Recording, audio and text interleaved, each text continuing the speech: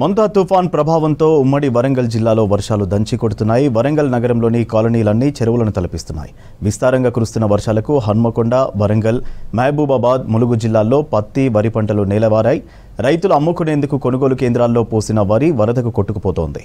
వాటిని కాపాడుకునేందుకు రైతులు పడరాని పాట్లు పడుతున్నారు. మరోవైపు భూపాలపల్లి, సింగరేణిలోని ఓపెన్ కాస్ట్లోకి నీరు చేరడంతో బొగ్గు ఉత్పత్తి నిలిచిపోయింది.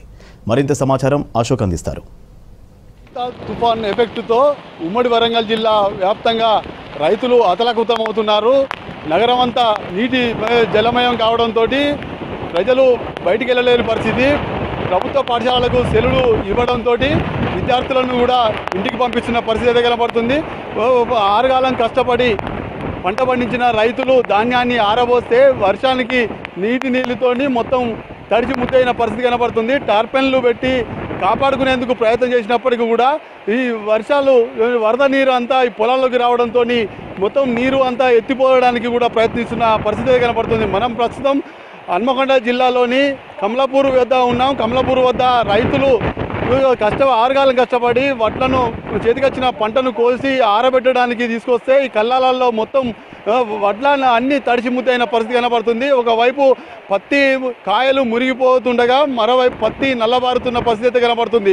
మొక్కజొన్న చేలు కోసి ఆరబోయడంతో మార్కెట్లలో మొత్తం తడిసి ముద్దైన పరిస్థితి కనబడుతుంది. వరద తాకిడికి మొత్తం కొట్టుకుపోతున్న పరిస్థితి కనబడుతుంది. రైతులు కొట్టుకుపోతున్న ధాన్యాన్ని కాపాడుకునేందుకు ప్రయత్నించినప్పటికీ కూడా కొంత వరదలో ప్రభావంలో కొట్టుకుపోతున్న పరిస్థితి కనబడుతుంది.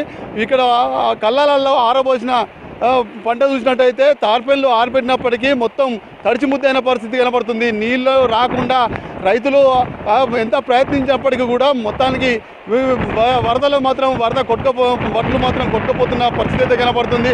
ఇక్కడ కొందరు రైతులు ఉన్నారు, వారిని అడిగి తెలుసుకుందాం. చెప్పండి, మీరు ఎప్పుడు ఇక్కడికి పంట కోసి ఎన్ని రోజులు అవుతుంది ఇక్కడ పోతే? మేము ధాన్యం కోసి దాదాపు 15 రోజులు అవుతా ఉంది. గత 10 రోజుల నుంచి ఆరబోయడము, కుప్పపోయడం జరుగుతూ ఉన్నది. ఈ అధికారులు ఏమంటున్నారంటే సెంటర్ ఓపెన్ చేస్తాం, ధాన్యం కొనుగోలు చేస్తామని అన్నారు. కానీ ఇంతవరకు ఎక్కడ చూసినా కానీ మాకు సెంటర్ ఓపెనింగ్ చేసింది లేదు, ఏది లేదు. టీవీలలో చూస్తేనేమో అక్కడిక్కడ ధాన్యం సెంటర్లు ఓపెన్ అయినాయి, నడుస్తూ ఉన్నాయని అంటూ ఉన్నారు. కానీ మేము 15 రోజుల నుంచి ధాన్యాన్ని ఆరబోసుకుంటూ ఉన్నాం. ఎందుకు కొనుగోట్లేదు అడిగితే సోమవారం, మంగళవారం అని ఇట్లా చెప్తా ఉన్నారు. మళ్ళీ ఒకటి మిల్లర్లు కూడా అలర్ట్ ఇవ్వలేదు, అయిన తర్వాత వస్తామని చెప్పి అంటా ఉన్నారు. పరిస్థితి రైతులు 15 రోజుల క్రితం నుంచి ఆరబోసినప్పటికీ కూడా కొనుగోలు జరగట్లేదు అంటున్నారు. చెప్పండి, మీరెన్నప్పుడు వచ్చారు? 15 రోజుల కంచెలు ఎండ పోసినాము. వస్తాయి అని అన్నారు ప్రభుత్వం. అసలే వస్తువులు లేదు. ఎండ ఎండింది, నానుతుంది. ఈ పరిస్థితి ఎట్లా? మా పరిస్థితి ఎండకు ఎండినాం, వానకు స్థితితనం అని ఎవరు పట్టించుకుంటలేరు. పరిస్థితి రైతులు వరద ప్రభావం రాకుండా కట్టలు పోసినప్పటికీ కూడా కొంత వరద వచ్చి ఈ వడ్లు కొట్టుకుపోతున్న పరిస్థితి కనబడుతుంది. పెద్ద మనిషి ఎప్పుడు వచ్చిండ్రు ఇక్కడికి? పొద్దున 7 గంటలకు వచ్చినాం. 7 గంటల నుంచి ఇక్కడనే ఉన్నాం. వరదలు కప్పుతున్నాం, మొలగత్తున్నాయి. ఇక అన్ని నీళ్ళని బయట పోతాం, చుట్టూ కాలువలు చేస్తున్నాం. ఇక ఈ పరిస్థితి మాకు ఇట్లా ఉంది. ఏం చేయాలి మేము? వడ్ల పరిస్థితి, పత్తి పరిస్థితి ఏంటి? పత్తి మొత్తం మురిగిపోయింది. పత్తి చేనులు అన్నీ పీకెత్తాను. ఇక ఆ పత్తి ఏరుకుందామంటే కూళ్ళకి వస్తలేదు. పత్తి అట్లా కటన అట్లా అయిపోయింది, ఇది ఇట్లా అయిపోయింది. మా బతుకులు అడివి అయిపోయినాయి. ఊరి బత్తాలు దొరక తెచ్చి ఇప్పుడు మాకేం లేకుండా అయిపోయాయి. మా కళ్ళకు నీళ్ళు వస్తాయి, ఇంకేమున్నది పరిస్థితి. రైతుల పరిస్థితి ఒకవైపు ఆరుగాలం కష్టపడి పంట పండించినప్పటికీ ఈ అమ్ముకునేందుకు తీసుకొచ్చిన వడ్లు మాత్రం వరదలు కొట్టుకుపోతున్న పరిస్థితి అయితే కనబడుతుంది. ఈ పత్తి పంటలు మొత్తం చేతికి రాకుండా పోయే పరిస్థితి. అది ఎప్పుడు వచ్చారు? 15 రోజులు అయితే వరికి వచ్చేది. ఎండిన వడ్లు కుప్పపోసినాం. రేపు వస్తాయి, మాపు వస్తాయి అంటారు. మేపు లేదు, ఏపు లేదు.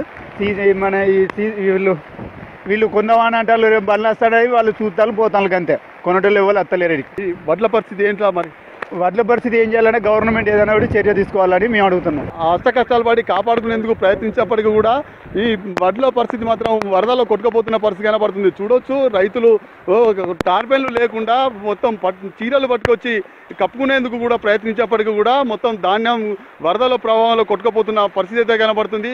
ఒకవైపు రైతులు అష్ట కష్టాలు పడి పంట పండించి చేతికొచ్చిన పంట అమ్ముకునేందుకు తీసుకొస్తే అమ్ముకోకుండా వరద పాలయ్యే పరిస్థితి నెలకొందని రైతులు తల్లడి వెళ్తుండగా ఓపెన్ కాస్ట్లో భూగర్భ జలాలు మొత్తం వరద చేరి ఓపెన్ కాస్ట్లో బొగ్గు ఉత్పత్తి నిలిచిపోయిన పరిస్థితి కనపడుతుంది.